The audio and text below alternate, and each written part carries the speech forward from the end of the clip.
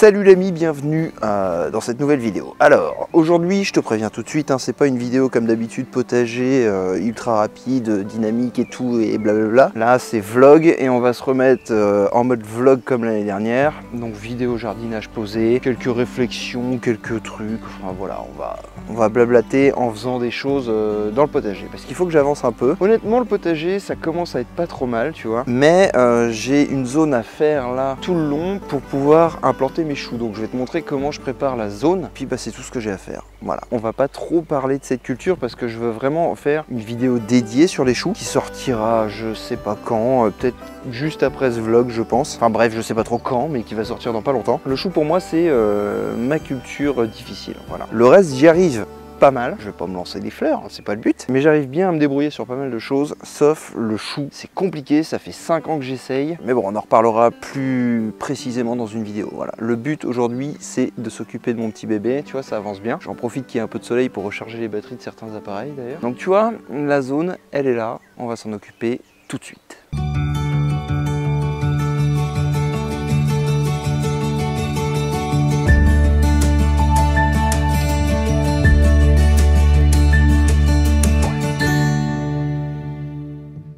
Bon, à l'origine, c'était pas prévu du tout que je fasse mes choux ici.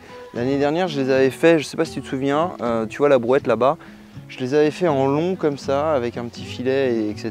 Et j'avais sorti 3 beaux choux. 3, c'est pas beaucoup, je sais, hein, mais c'est une culture que j'apprends. Comme je te l'ai dit, ça fait 5 ans que je la fais. Les premières années, j'ai rien sorti. Il y a 2 ans, j'ai sorti un chou rouge. Et puis chaque année, je comprends des trucs, etc. sur le semis, la culture, la plantation, enfin l'entretien des choux. L'année dernière, j'en ai sorti 3. Donc je suis content, je suis à peu près certain de l'exposition, mais c'est encore un doute que j'ai. Ils étaient à l'ombre, alors c'était très bien pour l'été, mais par contre dès que l'automne est arrivé, il y avait trop d'humidité. Ça j'ai pu le remarquer, les chenilles étaient vraiment bien là-bas, les limaces étaient vraiment bien là-bas, donc c'était très compliqué de les garder. C'est pour ça que cette année je teste dans l'autre sens, parce que le soleil chez moi sort de là, fait à peu près ce chemin-là, vient passer derrière l'arbre et va se coucher tout là-bas. Donc ici, l'avantage, on va aller, tu vois, il y a un petit poteau jusqu'au bout, là où il y a le filet anti-insectes là-bas. Je vais tester dans ce sens-là, ça va me permettre de voir où ça se développe mieux. Il y en a qui vont être plus à l'ombre dans la journée, recevoir moins de soleil. Il y en a qui vont recevoir de l'ombre plus tôt dans la journée que d'autres qui vont rester au soleil, etc. Tu vois, dans ce sens-là, ça va me permettre de tester vraiment l'emplacement idéal pour les choux. Pour l'instant, moi ce que je pense, c'est qu'il serait vraiment bien genre devant le cabanon, tu vois, dans le fond là-bas, parce que c'est là où c'est le plus ombragé, mais je suis pas certain. Voilà, donc cette année, on va préparer ici. Tu vois, à la base, la bâche que j'avais mis là, c'était pour les tournesols. J'aime bien les planter en haie, ça cache un peu les voisins de, comment dire, mon petit camp de manouche, et puis moi aussi ça me cache un peu, je suis un peu plus tranquille chez moi. Donc l'année dernière ici j'avais semé des tournesols, cette année je vais les décaler un petit peu, je vais les mettre à la suite. Mais bon, la bâche, voilà, c'était, je l'ai remise exactement là où j'avais cultivé mes tournesols. La bâche d'après, c'est là où j'avais mis mes patates douces. Or mes patates douces l'année dernière ça n'a pas marché du tout, je pense manque de soleil, c'est pour ça que cette année je les ai mis là-bas. Alors je sais pas, on va pas bien voir avec les ganivelles, mais tu vois, collé à mon carré de fraises, il y a une bâche. Sur le côté, je vais mettre les patates douces là-bas. Je fais pas beaucoup parce que je suis encore en train de tester l'exposition, etc. Le jour où j'ai compris certaines choses sur ça, là je pourrais lancer de la culture pour l'année. Après, bon, les patates douces, j'en mange pas tant que ça. Peut-être parce que j'en récolte pas beaucoup aussi, c'est possible. Mais bon, voilà, je me suis dit que j'allais tester une nouvelle zone et voir si c'était vraiment ça qui avait pas marché l'année dernière. Parce que j'ai un bon sol. Je le travaille bien s'il faut pour les tubercules, donc bon, il n'y a pas de raison que ça ait mal marché. Peut-être la météo qui n'était pas ouf aussi l'année dernière, ça reste un légume qui a besoin de beaucoup de chaleur. Donc bon, on va tester là-bas. Aujourd'hui, on va s'occuper de ça, on va préparer vraiment toute la ligne pour les choux. Le but du jeu, c'est d'en mettre 2 de chaque côté. Tac, tac, tac, tac, tac, parce que tu vas voir, j'en ai quelques-uns à planter.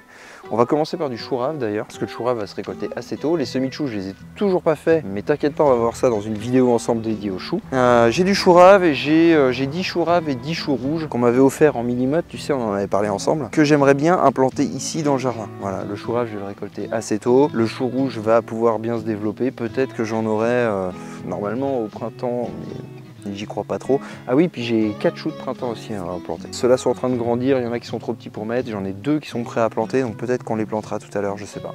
On va voir. On va déjà préparer la zone et on va mettre les choux raves, ça c'est sûr. Voilà, ce que tu vas pouvoir voir aujourd'hui, c'est ça. Bref, peut-être que j'arrête de parler et puis qu'on travaille, non ?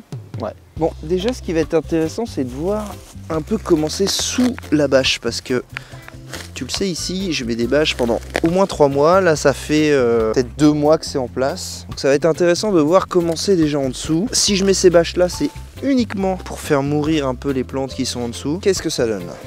Ah bah c'est pas mal. C'est quand même plus agréable de travailler avec un sol comme ça qu'un truc qui est blindé de boutons d'or. Bon, il y a un peu de désherbage à faire, mais franchement ça va, hein. Un peu de plantain, quelques boutons d'or. Mais honnêtement, on a déjà une bonne base, hein. Il n'y a pas du tout de graminées. Donc franchement, on a une bonne base, c'est cool. Je vais tout débâcher et puis on va bien voir ce que ça donne, hein. En vrai, cette technique de bâche, je la kiffe de plus en plus. Ça permet de laisser, tu sais, le potager vivre en hiver sans rien faire. De le laisser plein d'herbes et plein de trucs comme ça. Tu viens passer un coup de débrousse, ou de faux si tu veux pas utiliser la débrousse, et puis une bâche pendant 3 mois. Par contre, il faut vraiment que ça reste 3 mois. Tu vois, au bout de 2 mois, il y a encore des trucs vivants. Je sais que dans un mois, il n'y aura plus rien, quoi. Mais ça marche bien, hein. Franchement, ça marche vraiment très bien. Et au moins, on se fait pas chier. Enfin, ça a plusieurs intérêts, je trouve. Un, on se fait moins chier à désherber tout ça. Ça permet aussi de laisser, tu sais, le sol se recharger en nutriments, etc. Enfin, pour moi, un sol vivant, c'est pas un sol sous bâche. Il y a plein de gens qui me disent, mais pourquoi tu les mets que en janvier, tes bâches, tu pourrais les mettre bien plus tôt, à l'automne, quand tes cultures sont finies. Ouais, mais le problème, si tu veux, c'est que si je les mets à l'automne, mon sol, il vit plus. Il n'y a rien, tu vois. Pour moi, un sol vivant, c'est un truc où il y a des herbes qui poussent. En plus, les herbes sont hyper indicatrices sur la qualité de ton sol. Donc pour moi, tu vois, cet hiver, il n'y avait rien de bâché, tout vivait, il n'y avait rien de cultivé cet hiver, parce que j'ai pas pu l'année dernière vraiment cultiver l'hiver, à part des betteraves, des carottes et des trucs comme ça. Il n'y avait pas grand chose, mais au moins, mon sol est vivant. Mais vivant, vivant, quoi. Pas enfermé sous une bâche où la plupart des herbes ne poussent pas, quoi. Et tu vois, ça suffit, hein. 2 mois, regarde 2 mois ce que ça donne.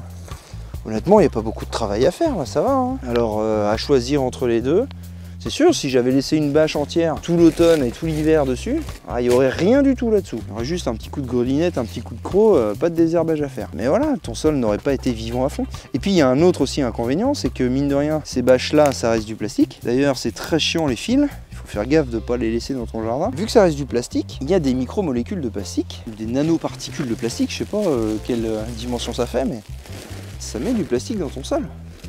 Donc si je le laisse tout l'hiver, eh ben, ça va dans le sol. Alors le fait de le laisser vivant, libre, nature, bah, il y a de la vie. Tu vois, il y a des limaces qui font leur vie, plantes qui poussent, les racines qui vont dans le sol, donc ils travaillent un peu. Imagine, entièrement bâché, il n'y aurait rien qui pousse, mais il n'y a pas de racines qui vont dans ton sol, et du coup, bah, comment tu veux qu'il s'aère, etc. Pour moi, un sol vivant, c'est pas un sol bâché. Pour moi, un sol vivant, c'est un sol normal, sans rien. Alors, tu vois ce que je veux dire, je pense. Après, chacun fait comme il veut, hein. Loin de moi de donner des leçons. Bon, et ici, ça donne quoi? Alors ici, on va pas tout débâcher, parce que je vais m'arrêter à peu près là, et cette zone-là, ça va être pour les tournesols. Bon, après, ça devrait être dans le même état, je pense. Ouais, c'est globalement dans le même état. Ça donne quoi? Tu vois, c'est ça, là. Ça, c'est putain de fils en plastique. Je suis désolé, je dis des gros mots, mais ça, c'est chiant. C'est le seul gros défaut de ces bâches-là, c'est ça. Ça, faut pas les laisser. En plus, ça, dans la débroussailleuse, machin, truc. Puis ça s'en mêle partout, ouais, va les enlever, quoi. Puis ils sont noirs, donc tu les vois pas forcément. Mais oui, il faudrait que, en fait, je vienne découper toutes les bâches au chalumeau, que je les remette bien. J'ai la flemme. Donc pour l'instant, ça tient comme ça. Je fais avec. Mais il y a des solutions qui existent. Oh, il est parti celui-là. Oh, je sais pas où il est. Ah si, il est là. C'est l'inconvénient de ces bâches-là. Mais tellement d'avantages. Parce que on m'a dit, mais prends des bâches d'ensilage, machin. Oui, mais les bâches d'ensilage, c'est du plastoc qui ne laisse pas passer l'humidité. Et du coup, c'est pas terrible pour ton sol. Donc non, les bâches d'ensilage, non. Je dis pas que ça marche pas, mais c'est pas le mieux. Je préfère largement ces bâches-là. Il n'y a rien qui pousse, et c'est le but. Et mais il y a l'eau qui passe, quoi. Chacun sa technique, hein. Et heureusement. Ah, les fils, c'est une horreur. Littéralement une horreur. Bref, avant de définir ma zone, j'ai contrôlé, si tu veux, avec le filet anti-insectes, parce qu'il fait une certaine longueur. Et vu que là, pour les choux, il va y avoir besoin de mettre un filet anti-insectes, c'est clair. J'ai contrôlé la longueur max de mon filet pour me définir, tu vois, une zone. Donc là, je sais que je vais aller jusqu'ici. Voilà. Et ici, sur ce qui reste, je viendrai mettre mes tournesols. Bon, bah, on a un peu de désherbage à faire quand même, hein. Parce qu'il y a une zone entre les deux où Il y a de l'herbe partout. Et des boutons d'or. Waouh. Allez, action. Bon, alors je t'ai squeezé une petite étape. J'ai débroussaillé vite fait là les bords parce qu'il y avait trop d'herbe et etc. Puis j'arrivais pas à voir bien clair mes zones. Des fois quand l'herbe est un peu trop haute, c'est pas si facile que ça d'avoir une vision des choses.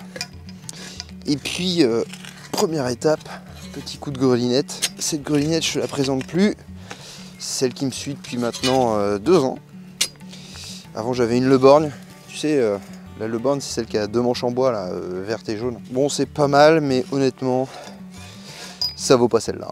Ça vaut clairement pas celle-là. Mais si tu veux, ça, on en reparlera plus tard. Parce que c'est une marque avec qui me les avait envoyés généreusement. Puis j'avais 10% de commission sur les ventes, etc.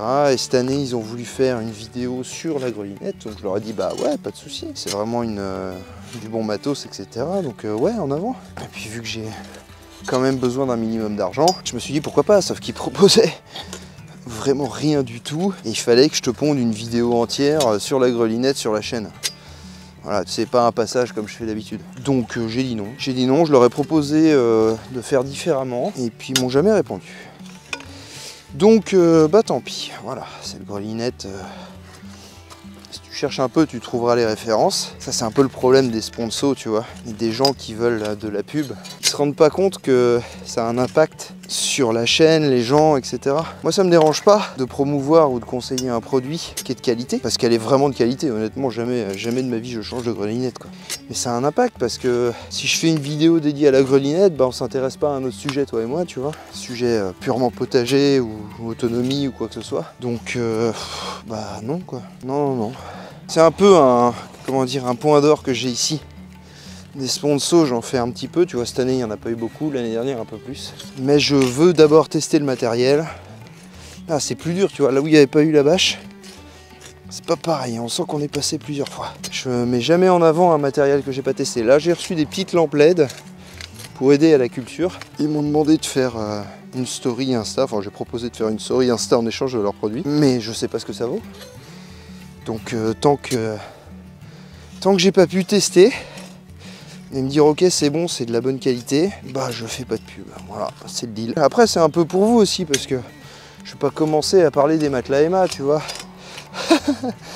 On n'est pas là pour ça, quoi. On est là pour faire du potager, partager des connaissances, des expériences, vivre un peu autour de ça. Si j'ai besoin d'argent, c'est à moi de bien travailler la chose, tu vois. C'est à moi de faire ce qu'il faut. Et pas d'accepter tout et n'importe quoi juste pour de l'argent. C'est pas ma philosophie de vie, tu vois. Je pense que si tu es abonné à cette chaîne, c'est pas grand chose, hein, tu vois. Un abonnement, ça peut paraître... pour certains, c'est une étape, pour d'autres, c'est pas grand chose, c'est juste un clic. Mais pour nous, c'est énormément de bénéfices. Ça a énormément de bénéfices, pardon. Parce que mine de rien, ça reste un chiffre, mais ça débloque quand même plus de visibilité, plus de crédibilité. Et je sais qu'à faire mes pitreries, des fois, j'en manque un peu. Bon, c'est pas moi que ça va déranger, je m'en fiche, moi je sais de quoi je parle et je pense que toi tu commences aussi à le savoir. Mais voilà, les commentaires, les abonnements sur YouTube, c'est primordial. Je déteste quémander les choses, pour moi ça doit se faire naturellement. Je me mets à la place de toi et si on me dit « Ah, abonne-toi », bah non, si j'ai pas envie, je le fais pas. Voilà, si j'ai envie de soutenir la chaîne, je le fais. Même si je vais pas regarder forcément toutes les vidéos ou quoi que ce soit, mais je trouve que c'est important de rester libre dans ses choix. Pas de dire hey, abonne-toi et machin. Non, si t'as envie de t'abonner, tu t'abonnes, quoi. Si t'as pas envie, bah tu le fais pas, point. Putain, j'y vais mollo à la grelinette aujourd'hui, hein. On n'est pas en mode sport là. Non, on est en mode on fait les lignes et on papote. On va quand même s'agrandir un peu la ligne parce que je veux mettre 2 choux, genre un là. Quand même j'agrandisse un peu ici. Même s'il faut que je garde un passage, ouais, c'est un peu strise ici pour mettre 2 choux. En vrai, je pourrais faire une ligne et mettre 1, mais 1, 2, 3, 4. Je mets rien sur la ligne, quoi. On va agrandir un peu. Hop. Peut-être un peu galère à passer quand les choux seront grands, mais au moins on aura une belle zone. Puis c'est toujours bien, tu vois, quand tu fais de la grelinette comme ça, de faire plus large que ce que tu vas vraiment semer ou planter. Il vaut mieux trop que pas assez. Si tu fais plus large, tu désherbes, admettons ça. Tu vas semer sur ça. Tu auras moins de mauvaises herbes qui vont venir te faire chier. Bon, moi c'est comme ça que je fais. Tu vois, une grelinette et demie là.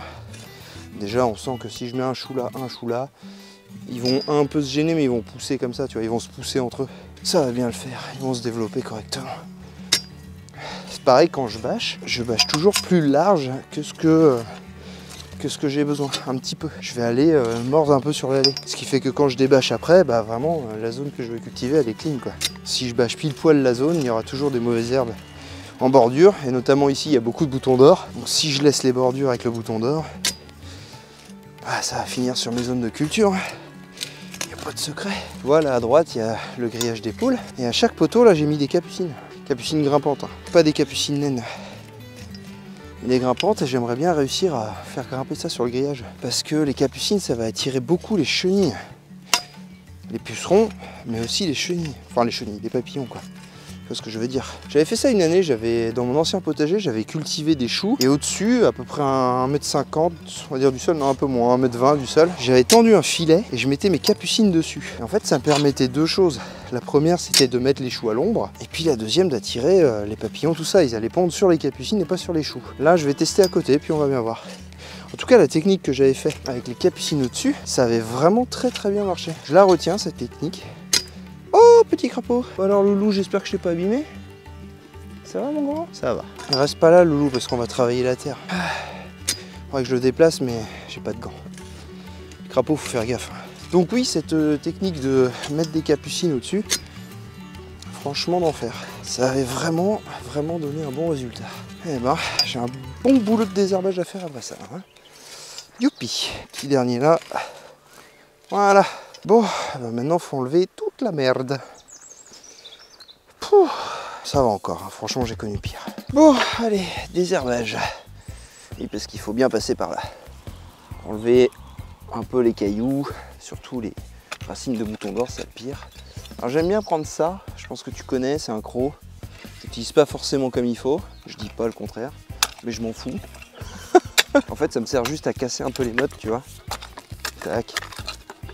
Vraiment vite fait.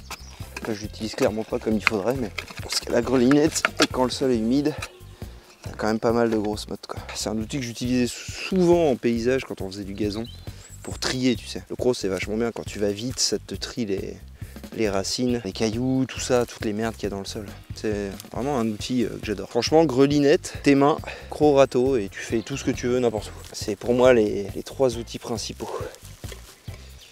Après il y a la petite pelle de plantation aussi qui est pratique, mais limite même pas parce que si tu prépares bien ton sol avec les trois autres outils, tu peux creuser à la main dedans, donc t'as même pas besoin de la petite pelle. Bon, le désherbage ici, je t'avoue, les puristes du désherbage, ne me regardez pas faire. Hein. Parce que moi, voilà. Bon, à part le bouton d'or, ça c'est vraiment chiant parce que tu vois, ça te fait des super tentacules. Ça c'est vraiment chiant, puis ça repousse avec un rien. Donc là j'essaye de faire un maximum attention, mais je garde à l'esprit, et ça je trouve que c'est important dans le désherbage d'ailleurs. Une réflexion que je me suis faite, putain c'est blindé de vers de terre, excellent. Quand tu désherbes, il faut pas garder à l'esprit qu'une fois que tu as désherbé, il n'y aura rien qui va repousser et que tu as mal fait ton travail. Ça c'est important parce que sinon ça va te décourager et c'est pas le but. Le désherbage, moi je préfère le faire à l'arrache, enfin à l'arrache, jusqu'à ce que ça me convienne, tu vois. Mais au début je sais que je faisais cette erreur là. Je me disais putain, j'ai désherbé ma zone, il y a encore plein de trucs qui repoussent, fait chier, le désherbage c'est relou, machin.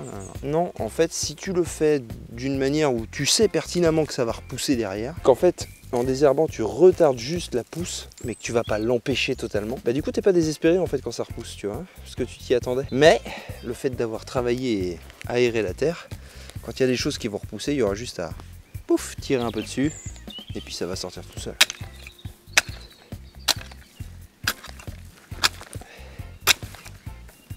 Salut le ver de terre, je suis désolé, je vous bouscule un petit peu là, mais après je vous laisse tranquille, promis. Oh, qu'est-ce qu'il y a comme bouton d'or, c'est dingue. Ah, moi ça. Pas de la demi-racine ça. Hein. Dire qu'il y en a qui ont des abonnements à Basic Fit, à quoi ça sert franchement? Aller courir sur un fucking tapis devant un mur ou un écran, ça permet de décompresser, hein, je suis d'accord. Mais ici on bouffe de l'énergie, quand même vachement mieux. Oh, regarde-moi ça. Il n'y a pas du petit motoculteur hein, dans le coin. Hein. C'est un mec sur les réseaux qui dit ça. Qui appelle les vers de terre les motoculteurs. Il a un accent, je pense qu'il est belge ou un truc comme ça, Alex, je sais pas quoi. Bon par contre, c'est un peu dommage, c'est que autant ces vidéos sont bien faites et puis c'est drôle la façon dont ils filment et tout. Malheureusement, comme dans beaucoup de comptes, il y a des conneries. Ça c'est dommage parce qu'il y a de la fausse information. Enfin, c'est même pas de la fausse information, c'est de la désinformation, tu vois. Et ça c'est dommage. Parce qu'en vrai j'aime bien ce qu'il fait et tout, mais j'ai découvert il n'y a pas longtemps. Mais voilà, tu sens que le mec il fait du fric sur TikTok et que bah voilà quoi, du coup faut faire des vidéos qui buzzent un peu quoi. Je sais même pas si c'est volontaire, mais quand je le vois enterrer des coquilles d'œufs dans son sol au cul des tomates en disant que c'est bien. Bah non quoi. Je suis désolé mais non, je peux pas te dire autre chose. C'est prouvé scientifiquement que ça ne fait rien du tout. La coquille d'œuf elle reste dans ton sol. Pour l'année d'après, oui c'est bien, alors c'est sûr hein. D'une année sur l'autre, ça va être bien, mais... C'est un peu le problème d'aujourd'hui je trouve en plus. C'est que tous les réseaux et tout, ça nous amène tellement d'infos qu'au final c'est difficile de tirer le vrai du faux, que ton cerveau il rentre en burn-out total et puis qu'il se dit ok c'est bon vas-y je suis aveuglément ce qu'il me dit, de toute façon lui s'y connaît mieux que moi, il a des beaux légumes, allez vas-y je fonce. Un peu comme moi au final, hein. C'est un peu pareil, hein. C'est le côté des réseaux que j'aime pas trop. C'est pour ça que je le dis souvent, c'est très important de faire ses propres expériences et de pas croire aveuglément ce que les gens disent. Moi y compris, hein. Tu vois dans certaines vidéos... j'ai dit des conneries parce que je commençais les réseaux et que j'étais un peu... je me suis retrouvé embarqué dans tout ça quoi. Je me suis dit vas-y je vais faire une vidéo sur ça, je lis un truc, ok c'est bon, voilà je vais lire un truc quoi. Ah ouais mais sauf que si t'en lis 5, les 4 autres ils disent le contraire. Ah ouais, oh tiens c'est étrange. Et je me suis retrouvé aussi embarqué dans des trucs comme ça quoi. Maintenant je fais très attention à ce que je dis. Très attention à ce que je dis. Pas dans le sens où je me contrôle, dans le sens où je vérifie ce que je dis. Tu vois, quand je suis pas sûr d'une info, je la dis pas. Ou alors je vais la vérifier. J'ai pas envie de mal aiguiller les gens en fait. C'est dommage, c'est pas pour ça que je fais ce boulot-là. Si je suis avec toi sur les réseaux, c'est au contraire, pour qu'on apprenne ensemble. J'ai des trucs à t'apprendre, mais toi aussi. Parce que t'as pas le même potager, parce que t'as testé des trucs que j'ai jamais fait. Voilà, c'est un échange, tu vois, pour moi, c'est pas... fais ça. Jamais de la vie. Même si des fois le ton est un peu directif, je sais pas si on peut dire ça comme ça, autoritaire on va dire. Encore j'essaye de pas le faire. J'ai pas l'impression d'être un prof ou un mec relou qui impose ses choix, tu vois. Et ça pour moi c'est important. De te laisser ton libre arbitre. Quand même primordial, non? On est d'accord. Je te rapproche un peu? Allez. Je viens de chercher, bouge pas. Ah, dis-moi, ça fait longtemps qu'on n'avait pas fait une petite session jardinage blabla comme ça. C'est vrai que là je devais un peu foncer pour être prêt pour la maison. J'ai pas pris le temps de refaire des vlogs comme on faisait l'année dernière. Ça change un peu de format je trouve. On est plus dans la détente, jardine ensemble. Enfin on jardine ensemble. Moi j'ai les mains dans la terre et toi t'as ton petit café là, hein. Tu crois que je te vois pas? Bon là je vais finir le désherbage tranquille et puis je te reprends après. Il me reste plus grand chose à faire. Je vais te montrer comment je prépare la zone. Une fois qu'il n'y a plus d'herbe, on va préparer ça propre et puis on va aller chercher les petits bébés pour les planter. Viens là toi. Oh la vache, et il y en a des costauds. Zo. Bon, le désherbage étant fait, maintenant, avant de continuer à faire plus propre que ça, je vais quand même faire un apport de compost de fumier de cheval. Parce que j'en ai, et puis c'est très riche, tu vois un peu la couleur. Ça va faire du bien, ça va améliorer un peu la terre qui est ici, même si honnêtement de ce que je vois, il n'y a pas forcément besoin, mais ça reste un bon apport de matière organique. Je vais en mettre partout et puis je te reprends après quand je ferai le coup de râteau, parce que là ça va faire du bruit avec le sac, tu vois, ça va pas être très pratique de parler. Enfin, ça va être compliqué, tu risques d'entendre des bruits un peu, tu vois, chiant quoi. Donc je vais faire ça et puis on va passer le coup de râteau après ensemble pour casser les mottes et bien préparer la zone.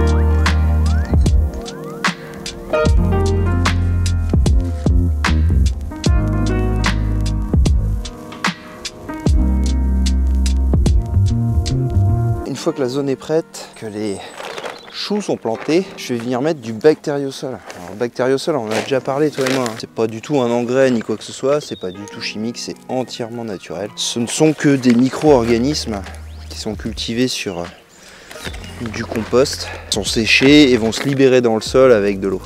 Voilà, dès que tu les réhumidifies, forcément, ils vont se libérer dans le sol et en fait ça favorise l'échange de nutriments entre les plantes et ce qu'il y a dans le sol, quoi. Ça va aider à la mycorhisation, enfin ça va faire plein de choses. Puis c'est un autre intérêt aussi le bactériosol, c'est les économies d'eau pour l'été. J'avais fait une vidéo à l'époque là-dessus, je crois l'année dernière, qui expliquait un peu comment ça marchait et ça va vraiment réduire de 30% voire même de 50% la quantité d'eau que tu vas avoir besoin de mettre dans ton sol. Enfin, c'est vraiment génial. J'avais fait 2 zones de culture à l'époque, où j'avais fait une zone avec bactériosol, à peu près juste à côté de nous d'ailleurs. Une zone avec et une zone sans, et la différence était vraiment flagrante, hein. C'était ouf. Sur ces choux, je vais venir mettre un petit paillage. Et ici, moi je prends du paillage de chanvre, enfin du paillis de chanvre,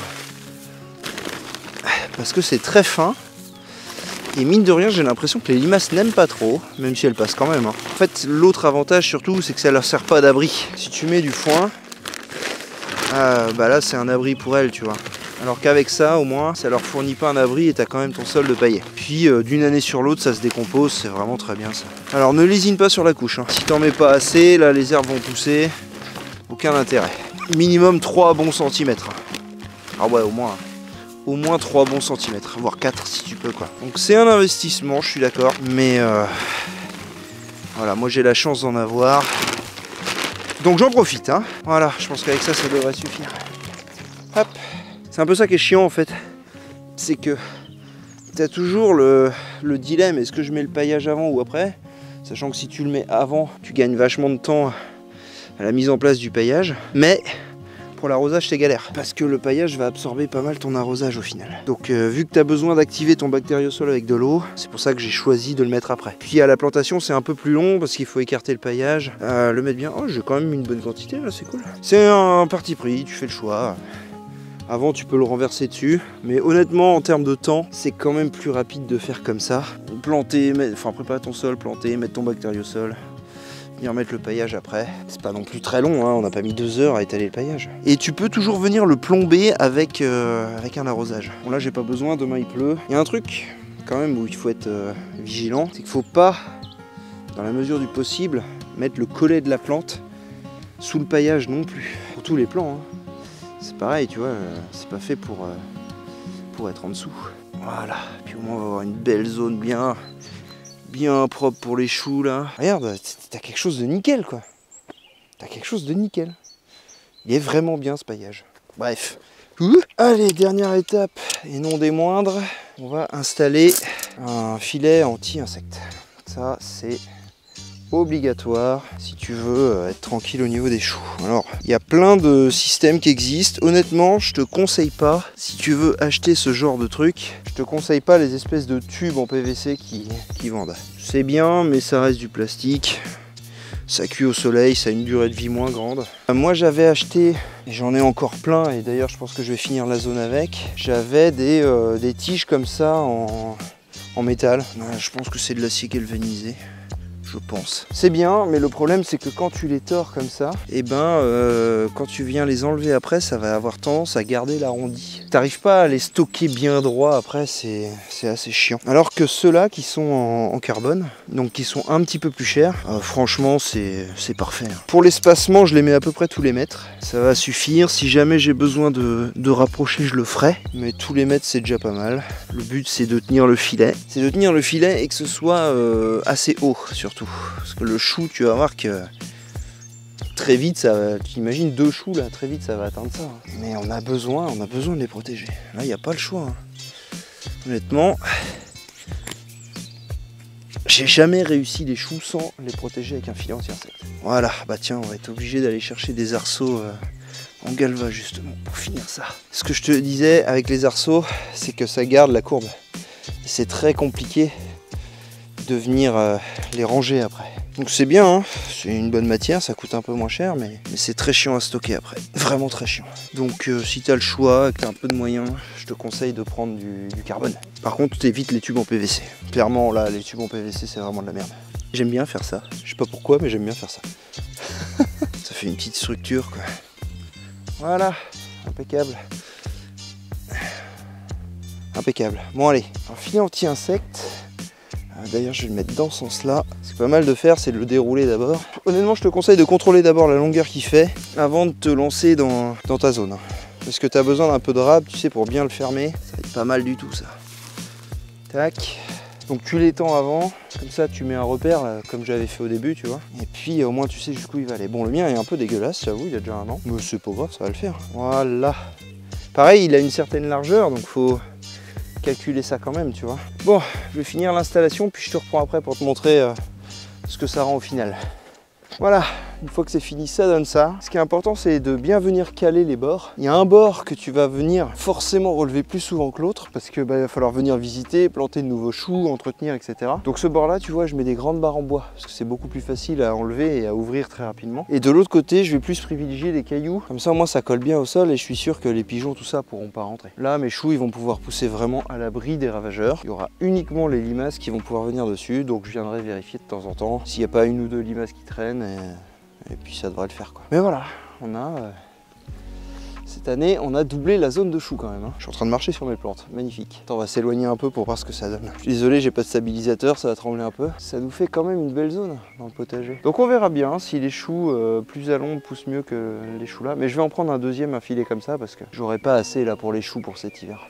Là juste avec ça, pour ma conso et celle de mon petit radis, ça va quand même faire juste. Enfin bon, toujours satisfaisant de faire du potager parce que c'est physique, tu dors bien la nuit, puis à la fin de la journée t'es content, t'admires ton travail, tu te dis ça c'est fait, qu'est-ce que je fais demain? Il y a une satisfaction personnelle quand même dans tout ça, mine de rien. Quand je vois la gueule du potager maintenant, là, alors qu'il n'a pas du tout été entretenu cet hiver ni l'été dernier, parce que je pouvais pas, ça commence à ressembler à quelque chose. Je le vois pas là parce que je te regarde, mais ça commence à pas être trop dégueu. Maintenant, il va falloir attendre juin pour que ça explose, quoi. Mais peut-être, si le temps le permet. Bon, allez, merci l'ami d'avoir regardé ce petit vlog et puis d'avoir jardiné un petit peu avec moi. On échange comme d'habitude dans les commentaires. On commence à connaître l'histoire. Prends soin de toi et de tes proches, c'est très important. Et forcément de ton petit potager aussi. Allez, je vais aller ranger. Peace.